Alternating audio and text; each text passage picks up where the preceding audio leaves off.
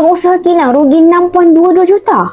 Biasanya bila melibatkan kes-kes penipuan macam ni, mereka yang mudah kena tipu adalah orang yang nak cepat untung dan tak faham asas ilmu emas. Dengan nilai 6.22 juta, kalau beli emas dekat Public Gold dapat sekitar lebih kurang 12 kilogram emas. Jadi apa yang kita boleh belajar daripada kisah ini ialah beli emas, pastikan dapat emas, iaitu emas fizikal. Beli emas, pastikan beli dengan syarikat yang ada kredibiliti, bukan dari tangan individu. Dan bila beli emas, kita kena faham yang untung simpan emas ni berdasarkan kenaikan harga.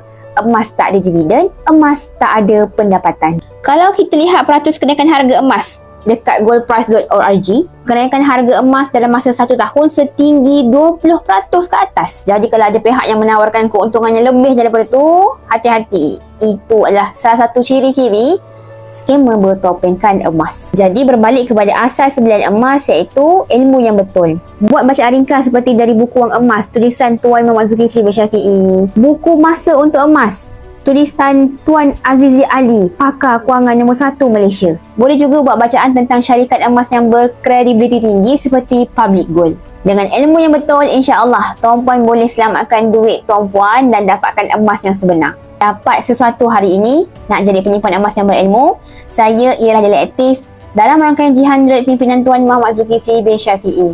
Boleh follow saya Syahidah Pujaman, insya-Allah bermanfaat.